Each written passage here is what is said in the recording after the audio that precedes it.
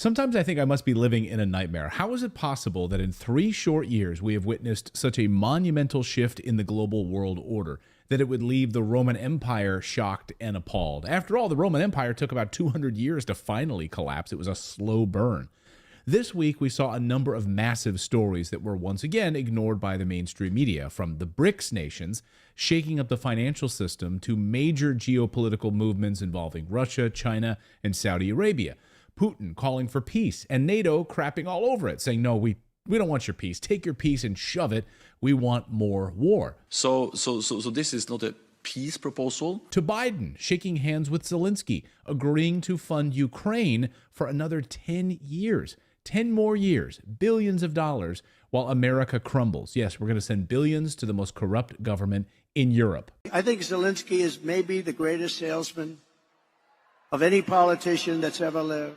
Every time he comes to our country, he walks away with $60 billion. The winds of change are blowing strong right now, so buckle up because we're going to dive deep into all of this tonight. So let's start with the transformative events recently announced by the BRICS nations. Now, if you're not familiar with BRICS, it started, as the name suggests, as a loose economic and trade partnership between Brazil, Russia, India, China, and South Africa. And now it's exploded, becoming a powerhouse, creating their very own currency away from the US dollar dominance. And countries are racing right now to join the BRICS coalition and ditch the US dollar. Well, we have 2 huge BRICS stories this week. First, BRICS announced a new payment system that directly challenges the dominance of the US dollar in international transactions. No more SWIFT system. Guys, the currency part of it is one thing, but the infrastructure to settle transactions is now out of US hands. This move marks a significant step away from the dollar-centric global economy that we've been knowing for decades. Even more shocking is the end of a 50-year agreement between the United States and Saudi Arabia, which required the export of oil exclusively in US dollars. Saudi Arabia has officially ended its 50-year petrodollar agreement with the United States, shifting to a multi-currency system. So on June 9th, 2024, just a few days ago, this agreement officially ended. That's right. Saudi Arabia officially said bye-bye. The Crown Prince, Mohammed bin Salman, has chosen not to renew the partnership with the United States, opting instead to open Saudi oil trade to other countries and other currencies. Hello, China. Hello, Russia. I mean, holy smokes, guys. I mean, I can't understate how big a deal this is. And you must understand BRICS is an organization, a bloc that has openly called for de-dollarization.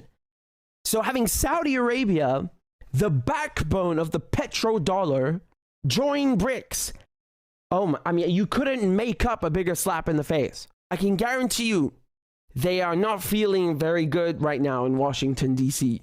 This is a massive blow to the status of the US dollar as the world's only reserve currency, a position it has held for 5 decades.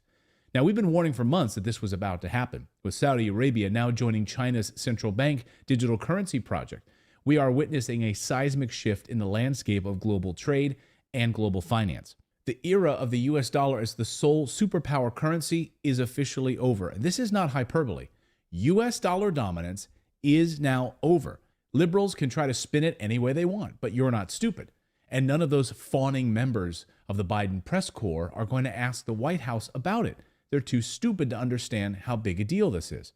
Last week, U.S. Congressman Thomas Massie appeared on Tucker Carlson's show with an unfiltered breakdown of what's happening to the U.S. dollar.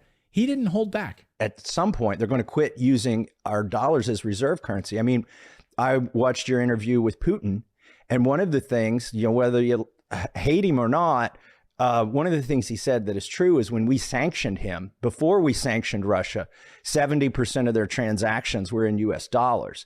And after the sanctions, it's less than 20% of their transactions are in US dollars. As Massie points out, every time the US government introduces a new economic sanction, the world moves one step closer to de-dollarization. The same thing is happening right now with the US government's microchip battle against China. The same thing is happening with AI and electricity with China. The United States has to basically double our electricity output just to compete with China on the AI and microchip front. President Trump just admitted this. And the electricity needs are greater than anything we've ever needed before to do AI at the highest level.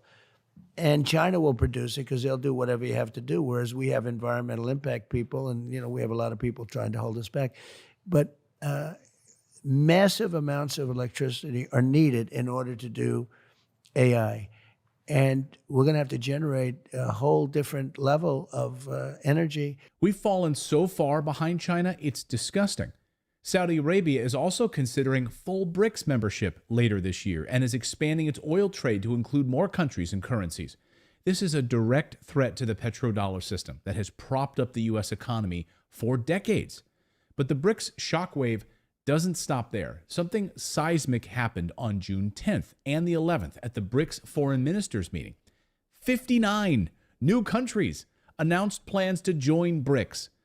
I mean, what? 59 new countries? And during the meeting, they agreed to an astonishing $78 billion in bilateral trade deals. Yes, they publicly announced plans to ditch the US dollar also at this meeting for local currencies in cross-border transactions. So they made this announcement. We're done. We're done using the US dollar. This is game over, folks. Russian President Putin laid it out this week.